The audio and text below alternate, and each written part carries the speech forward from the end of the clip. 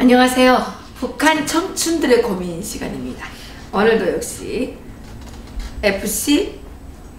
IFC의 FC, 우리 이은길 FC님, 그리고 우리 또 탈북 여대생 이시은씨 함께 모셨습니다. 지금 중국에서 성노예로 탈북 여성들이 전락해 있다 그러는데, 여기에 대해서 우리 이시은 씨 뭐 좀 직접 목격하신 거 있으세요? 저는 좀 산골 쪽에 많다 해가지고 놀러 간 적이 있거든요. 그러니까 심양 쪽이거든요. 갔는데 한심한 게, 그러니까 이제 뭐 같은 고향이더라고요. 그래서 궁금해가지고 걔 어느 쪽에 사냐고.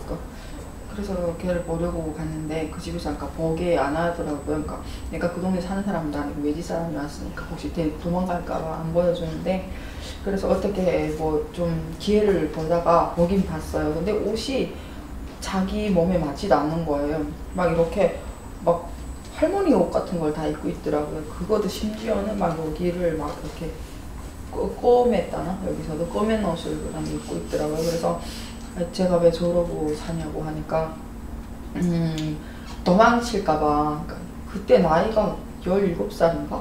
그렇게밖에 안 돼요? 네, 학교도 채 졸업 안 했는데, 그래서 어떻게 해서 이렇게 넘어갔냐고 하니까 부산 그 시골 쪽에서 사는데 북한 쪽에서, 근데 거기서 그러니까 시골 쪽에서 살려면 엄마가 일찍이 버리고 갔대요. 그래서 뭐 오빠한테 매 맞고 아빠한테 이렇게 막 구박당하면 살다가 안 되겠다 싶어가지고, 그래서 중국으로 어떻게 넘어왔대요. 넘어왔는데 이렇게 팔려서 왔는데 왜 도망칠 생각을 안 하냐고 물어봤어요. 너 만약 도망칠 생각 있으면 나 도와주겠다고까지 얘기했거든요. 근데 걔가 그러더라고. 그래도 자기는, 그러니까 그 어릴 때 엄마한테 버림받았잖아요. 그러니까 애를 낳았으니까 애 때문에 17살인데 애를 낳았어요?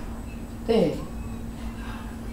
17살인데 애 낳더라고요. 그러니까 가자마자 그게 임신이 돼가지고, 모르겠어요. 그 사람 애인지도 거기까지 정확하게 모르는데, 그래서 너무 어리잖아요. 근데 남자는 30대 후반이더라고요. 그러니까 차이가 많이 나니까. 그리고 남자 자체가 되게 이렇게 할아버지 같았어요. 뭐 말로는 30대 후반이라는데, 그러니까 얘가 도망을 갈까봐 아예 그 옷 자체를 안 사주고요. 그러니까 그 시엄마가 입던 옷이 있잖아요. 그거도 그 중에서도 막 이렇게 이제는 막 그런 게 좀 막 뭐 쓰레기통이 들어가기 직전 옷인가? 그런 거를 얘한테 막 이렇게 입으라고 주는 거예요. 그러니까 또 안 시킨 대로 안 하면 때리고. 네. 그리고 많이 또 배고픈 사연인가 봐요. 그러니까 이런 뭐 간식 같은 것도 제대로 밥은 먹는데 간식 같은 거 제대로 못 먹나 봐요. 그러니까 이렇게 아기를 얻고 나왔어요. 그래서 이거 아기 먹이라고 아기 간식을 줬거든요. 근데 본인이 아기는 보다 내가 먹으면 안 되냐고. 근데 먹는데 그 얘기나 그 얘기나 뭐 같은 애지. 우리 이은길 씨, 뭐 우리 이은길 씨도 어떻게 탈북 여성들이 지금 중국에서 그렇게 인신매매를 당하고 성폭행 당하고 성착취 당하고 이런 거에 대해서 좀 뭐 보신 거 있으신가요? 저도 뭐 이렇게 영업을 많이 하다 보니까, 이렇게 오래 하고 하다 보니까 이렇게 북한에서 이렇게 팔려서 중국 가서 사시다가 이렇게 오신 분들도 계시고, 또 저 같은 경우도 북한에서 이렇게 북중 브로커 할 때 뭐 저는 이렇게 팔고 사고는 못해요. 루트를 모르니까. 저는 이렇게 브로커가 아니고, 그러니까 탈북 브로커긴 한데 이걸 뭐 팔고 사고 루트는 모르고, 또 중국에 있는 대방 자체가 그런 건 안 하는 분이고, 대신 어떤 걸 했냐면 이렇게 잡혀 나갔다가 다시 들어가시는 분들이 내가 어디까지만 데려다 주면, 그까지만 데려다 주면 이렇게 돈을 주겠다 해서 이렇게 데려다 준 적은 몇 번 있거든요. 이렇게 한 열댓 명 정도 이렇게 보내드렸어요. 원래 살던 집. 근데 그 집에 가고 싶어 가는 게 아니고, 어차피 북한에서는 먹고 살기가 힘들고 하니까 다시 뭐 그쪽에 또 아기가 있어서 가는 분도 계시고 하니까 어쩔 수 없이 가시던데 뭐 저는 그렇게 생각을 합니다. 이게 현대판 위안부가 이거 아닌가. 물론 100년 전, 60년 전에 뭐 종군위안부, 아니 뭐 북한에서 종군위안부, 종감위안부 해가지고 일본군에 이렇게 성착취 당했다는 분들이 계시는데, 실제 나는 지금 현대판 위안부라고 생각을 하거든요. 가서 거기다 또 애까지 낳았습니다. 출산을 하고 또 거기서 알게 모르게 죽어나가는 분들이 엄청 많다고 알고 있거든요. 뭐 15만, 20만 명 정도가 지금 넘어가 있는 걸로 집계가 되고 있는데 엄청 많이 죽어나가고 그 생명의 위협을 느끼고 살고 또 그분들 오신 분들이 증언하시는 거 보면 너희들은 그냥 죽어서 뭐 각 떠서 그냥 강에다 버려도 개죽음이다. 누구 찾는 너는 나라도 없고 뭐 뭣도 없다. 찾는 것도 없다. 그 얘기 들으면 참 중국이라고 하면 막 진짜 치를 떨고 난 솔직히 지금 일본보다 중국이라면 지금 이 악물고 중국하고 싸우고 싶을 정도로. 아니 중국이 지금 그 장기 매매, 예. 장기 적출 이게 지금 심하잖아요. 그렇죠. 그러면 이게 탈북 여성들이 이 장기 매매를 당할 가능성이 엄청 높으네요. 거의 뭐 갔다가 행불되거나 솔직히 북한에서 떠나서 가서 연락이 안 되는 가족하고 연락이 안 되는 많죠. 사람들은 거의 10명 중에 뭐 9명들은 연락이 안 되는 분들 같은 경우에는 장기 적출이나 아니면 뭐 구타로 해서 사망됐거나 아니면 뭐 지나친 성폭행으로 해가지고 뭐 참다 못해 뭐 이렇게 자살했다거나 이런 분들이 제 생각에는 엄청 많을 것 같습니다. 제가 아는 분도 이렇게 그 집에서 그 동네에 있는 동네가 다 이렇게 촌이 그 부락이 거의 다 친척들이랍니다. 여기는 시형, 저기는 시동생, 뭐 사촌 고모, 뭔 고모인데 그 집 온 동네 남자들한테 이게 돌아가면서 성폭행을 당하다가 뭐 그래요? 예, 그러다가 여기는 지금 하루 저녁에 그 산부자가 그건 번갈아가면서 그건 아무것도 아니죠. 그건 아무것도 아니에요? 온 동네 그러니까 한 18명 남자들이 다 돌아가면 그걸 그렇게 하니까 너무 이게 머리가 돌아가지고 정신이 이게 돌아가지고 미쳐가지고 그냥 산에 가서 자기 자신 목 매달고 죽었다고 그 얘기 듣고 목 매달고 죽었어요? 예, 그 얘기 들으니까 야, 정말 이건 사람이 할 짓이 아닌 걸 그건 하고 어느 있다. 지역에서 그랬나요? 그러니까 제가 아마 중국 어디 연용성 쪽이라든가 뭐 신명 어디 이런 시골 제일 고랑 같은 데 가면 진짜 막 부락이 거의 다 가족 부락이 있다고 합니다. 지금도 그 동네는 한 30명 정도가 살고 있다고 제가 들었거든요. 그러니까 그 가기 전 동네부터 그 고란이다. 근데 그쪽에서 제가 2명을 탈출시켰습니다. 최근에. 근데 한 명은 오다가 이렇게 임신된 그쪽에서 임신되는데 내가 가능하면 그쪽에서 이거 유산하고 와라. 너가 목숨 걸고 와서 한국까지 와서 그 같이 다는 짱깨 동자를 내가 여기서 키워야 될 의무도 없고 사랑해서 생긴 것도 아닌데 하니까 알겠어요 하고 약국 가서 약 먹고 이렇게 해가지고 무사히 지금 한국에 도착했고요. 네, 그리고 또 한 분은 떠났으면 좋겠는 안 친구 또 둘은 떠났는데 나머지 2명은 못 떠나겠다고. 근데 이제는 이 친구들은 어릴 적 16살 때 넘어온 친구들이라 16살 때 갔어요. 네, 어릴 적 그러니까 저희 때만 해도 한 10년 전까지만 해도 10년 15년 전까지만 해도 학교는 그나마 그럭저럭 졸업하고 갔는데 지금은 학교를 거의 안 다녀가지고 얘들이 조선말을 그러니까 한글을 모르는 거예요. 한글을 모르고 조선말을 해야 되는데 그러니까 북한말을 해야 되는데 사투리는 그냥 북한 말 자체니까 한국말을 모르는 말을 하면 그 막 이상한 얘기를 하고 막 중국말하고 막 섞어 나가고 거의 잃어버리고 어릴 나이 16살, 15살 이때 나이에 넘어와가지고 중국에서 거의 10년, 15년 살다 보니까 근데 문제는 오라고 하니까 애들 때문에 못 오겠다고 그런 얘기 들으면 진짜 예. 아니 이거는 뭐 일본 성노예는 아무것도 아니네. 심지어는 저는 그거를 또 이것도 또 현장을 목격했는데요. 그러니까 거기가 아마 좀 되게 소문났어요. 중국 쪽에서는 되게 못 산다고 연행성 쪽에서는. 근데 그쪽에 그 막 산 넘어서 갔대는데 그게 연행성이 중만은 루이장성이죠. 루이장성이 아니에요. 려닝성, 연영성이에요. 선양 뭐 연ing성은 중국말이고 연영성이에요. 위치가 막 후루도 쭌창 이쪽 들어가는 그쪽 길목. 루이장성 아니에요? 런영이? 아니요. 그래. 려닝성이고 회용장성이 풍영강성. 예, 연영성이에요. 그 조선말로. 그다음에 연ing 하면 그 뭐야 중국말. 네. 근데 그쪽에서도 사실이 많은데요. 그러니까 팔려갔는데 애까지 낳고 살았잖아요. 근데 남편이 점점 가면서 이렇게 몸이 안 좋아졌어요. 그래서 그냥 뼈에 가족밖에 안 남았거든요. 그러니까 여자가 나가서 일하고 막 사는데 뭐 이거 이렇게 농사 짓는 거 가지고 어떻게 먹고 살 형편이 안 됐나 봐요. 그래서 심지어는 그분은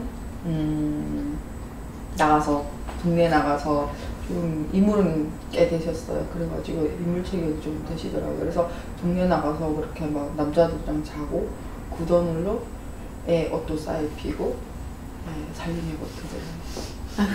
팔려가서 또 애를 낳아가지고 애를 키우기 위해서 또 몸을 팔고 이게 무슨 미국이에요? 팔고 싶어 판다기보다는 어쩔 수 없이 그 생계를 유지를 해야 되고 그 사람이 할 수 있는 게 아무것도 없으니까. 말을 모르지 신분증이 없으니까 나가서 할 수 있는 일이 없어요. 어떻게 보면 그 사람도 뭐 그렇게 강간당하고 이러다 보면 자연히 그냥 어차피 이렇게 내 인생 망친 거 자식을 위해서 이제 인생을 이왕 망친 거 그냥 망치고 이런 분들이 많더라고요. 그래 그 말 들으면 우리 이게 북한 여성들이 아픔이고 그게 또 김정일 그 악마들 때문에 생긴 일들이니까 이걸 좀 써가지고 좀 알려줍시다. 이게 또 듣는 거 하고 또 이제 구체적으로 적어서 이거를 기록으로 남기는 게 필요하니까. 이거보다 더 험악한 사연들도 많죠. 근데 본인이 결핵이 돼서 뻔히 죽는 걸 알면서도 그래도 애는 포기 안 하고 낳고, 왜냐면 자식이니까. 아직 그게 모성애가 많이 남아있더라고요, 모든 분들이. 그래서 결국엔 애 낳아서 3개월 만에 죽었는데 그래도 자기 후대는 낳아줬잖아요. 근데 그 집에서는 막 이렇게 막 가만히 싸가지고 막 그냥 산에 묻어버린 거예요. 애기를? 예, 아니 여자를. 결핵 환자가 애를 낳으면 애 본인은 죽더라고요. 네, 결핵 환자는 애 낳으면 안 근데 되더라고요. 애를 낳고 죽었는데 네, 그 여자를 가만히 놔서 애들 말아가지고 버렸다고요? 네. 그래서 중국인들은 왜 이렇게 야만적이에요?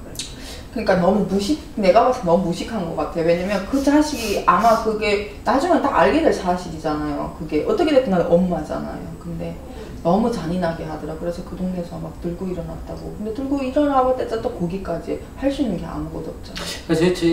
제일 시급한 과제가 뭐 북송도 북송이지만 어떻게 보면 북송 때문에 그래도 고향에 가면 부모님이라도 계시는데 좀 대신 또 힘드니까 또 다시 중국에 와서 그냥 먹고 살 수는 있으니까. 근데 이걸 좀 뭐 정부 차원이 안 되면 정말 세계적으로 지금 많이 하고 계시지만 탈북 탈출을 뭐 돕고 있지만 좀 더 많은 단체 이런들이 좀 힘을 기울여 가지고 중국 내에 있는 북한 여성들 빨리 한 명이라도 구출할 수 있었으면 구출해내면. 그 중국에서 강제 북송만 안 시켜도 하려고 할 일이 없어요. 맞죠. 강제 북송 때문에 그렇죠.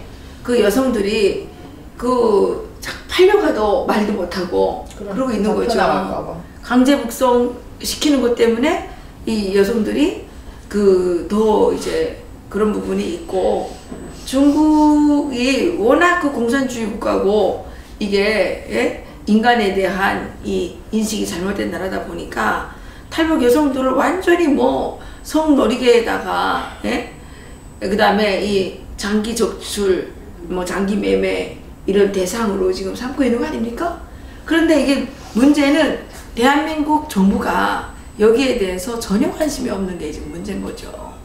북한 인권법을 통과시켰으면 인권재단 만들어가지고 탈북자 구출도 하고 또 중국 정부에 강력하게 얘기해서 북한 여성들이 이렇게 당하지 못하도록 이 뭐 대책을 취해야 되는데 요즘은 탈북자의 탈자도 안 나와요. 북한 인권 자체는 아예 뭐 위안부 문제는 그런 거 떠드는 자들이 아니 지금 현재 일어나는 거는 왜 이렇게 얘기를 못하는지 안 하는지 정말 모르겠어요. 그 중국 정부가 유엔 인권 이사회 이사국이라 그러는데 이거는 정말 인권 이사회로서 정말 자격이 없어요.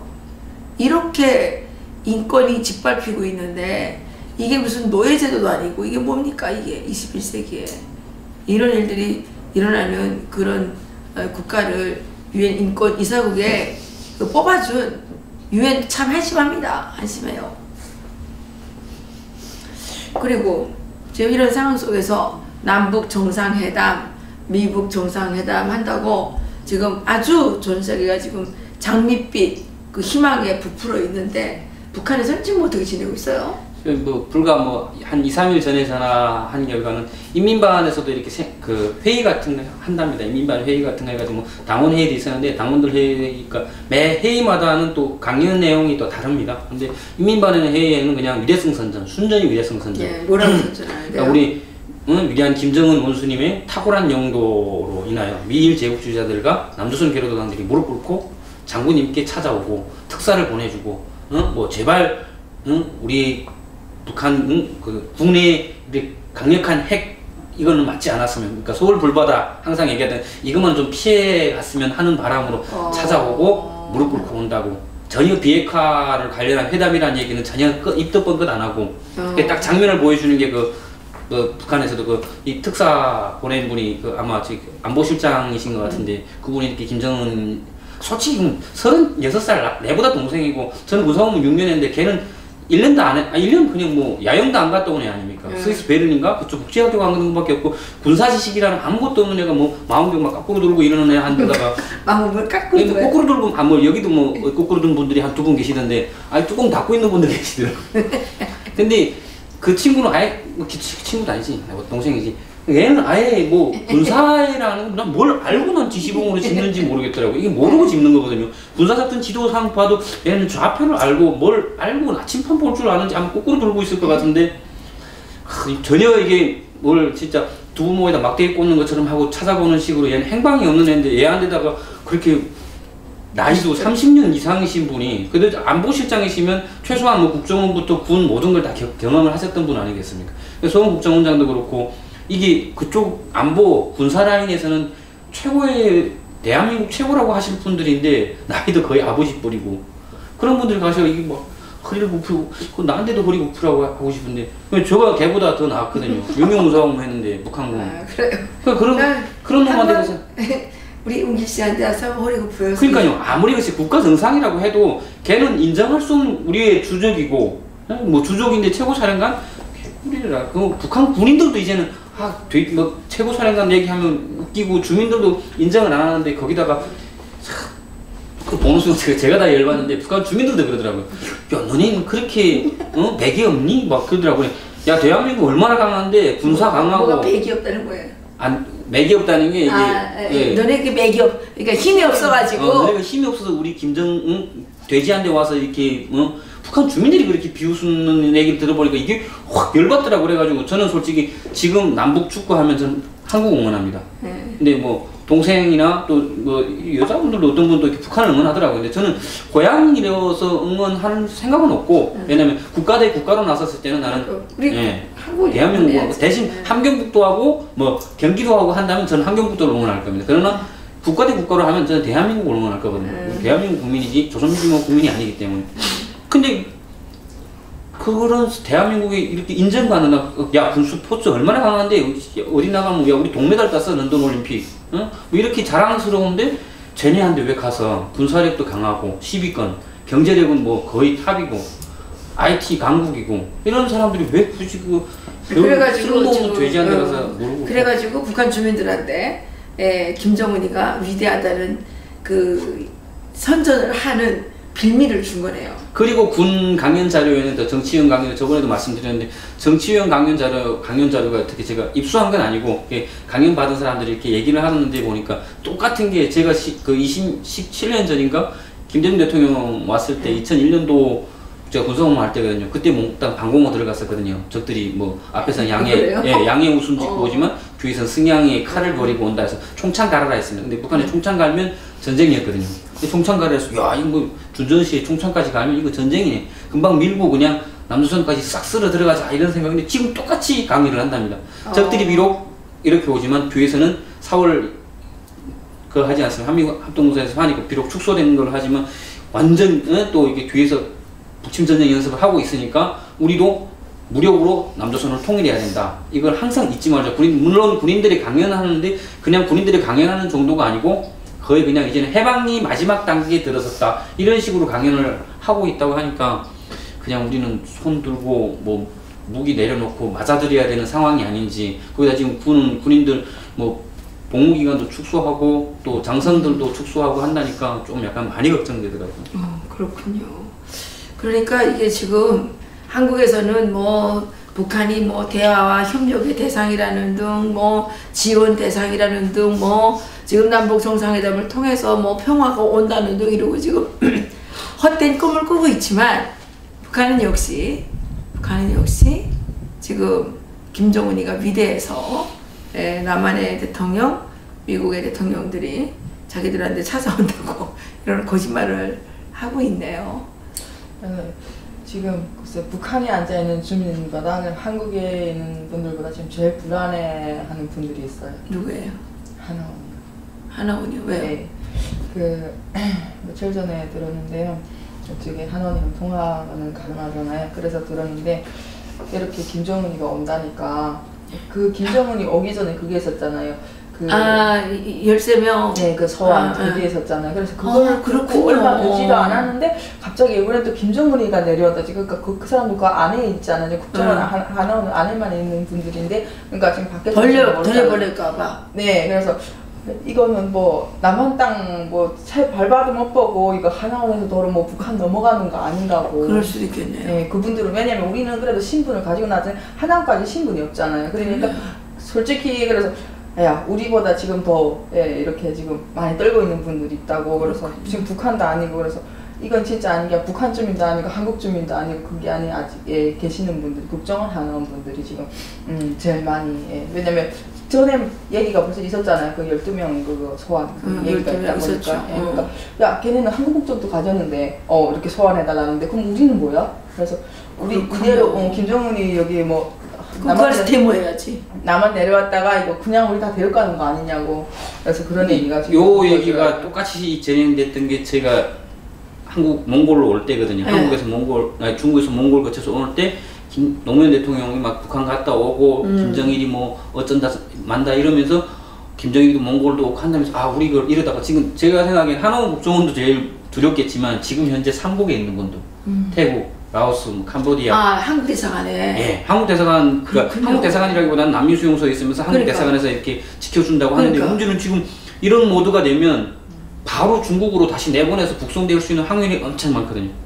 물론 그렇게까지 할지는 모르겠는데 이걸 잘 심각하군요. 주시하고 지켜봐야지. 이거 심각하군요. 브로커들도 지금 제일 걱정하고 있는 게 삼국유를 지금 들여보낸 사람들이 삼국에 있는 애들은 지금 남미수용소에서 뉴스는 보니까 야 너네 김정은이 야 서울 간대 뭐 남수 넘어간대 그럼 너네 야 여기 있는데 괜찮겠니까? 이분들은 지금 한국 온 것도 아니고 그냥 북한 주민으로 지금 불법으로 지금 체류된 걸 됐으니까 북한으로 넘어갈 확률이 많고 몽골에 있을 때 우리도 그랬습니다. 너네 말 좀만 안 들으면 몽골 애들이 막 자꾸 우리 데모하고 하니까 몽골 말만 잘 안 들으면 너네 김정일이 왔을 때 돌려보낸다고 막 따라서 보낸다고. 그러니까 예. 근데 실제 보냈는지는 아는데 그러니까 말 좀 안 듣고 막 거기서 싸우고 했던 애들은 잡아서 다시 중국 쪽으로 넘겨보냈다 이런 얘기도 뭐 소문이었는지 모르는데 그런 얘기도 들었었거든요. 그렇군요. 한국은 안 보내고. 지금 제일 공포했던 게 이게 지금 이제처럼 난민수용소라든가 아니면 지금 국정원 하나원이 갇힌 사람들이 제일 답답할 것 같아요. 그렇군요. 탈출해야 지금 뭐 사회에 나와서 생활하는 사람들도 지금 걱정을 안 하는 건 아니죠. 그분들은 뭐 진짜 신분도 없으니까 그래서 입장 바꿔 생각하니까 진짜 그게 우리 때는 그래도 뭐 매일 막 그 생활이 되게 즐거웠잖아요. 하나원 국정원 생활을 뭐 먹고 그냥 뭐 자고 하면서 막 재밌게 했는데 그분들은 지금 심정이 아니겠다. 그렇군요. 이게 심각한 문제입니다. 정부가 이렇게 정책을 잘못 펴면 국민들이 불안해합니다. 국민들을 지켜주는 것이 정부의 가장 중요한 역할인데 지금 정부는 국민을 불안에 떨게 하고 있고 국민들이 정말 생명의 위협을 느끼게 하고 있네요. 이게 심각한 문제인데요. 이걸 좀 더 조사를 해서 알아봐야 되겠네요. 예. 미리 유엔 인권위원회 같은 데다가 이거를 뭐 좀 청원을 해서 이런 일이 일어나지 않도록 철저히 감시해달라고. 그 사람들은 뭐 쑥 보내도 몰라요. 주민등록증도 안 받았기 때문에 몰라요. 그런 위험이 있었군요.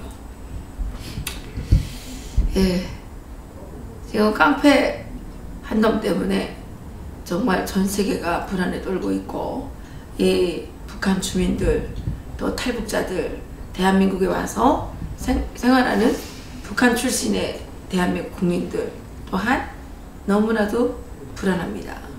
이러한 불안을 조장하는 것이 더욱더 조장하는 것이 현 정부입니다. 국민들이 정말 정신 똑바로 차리고 이러한 일들이 더 확산되어서 실질적인 피해가 가지 않도록 노력을 해야 될 것 같습니다. 오늘 여기서 마치겠습니다. 감사합니다.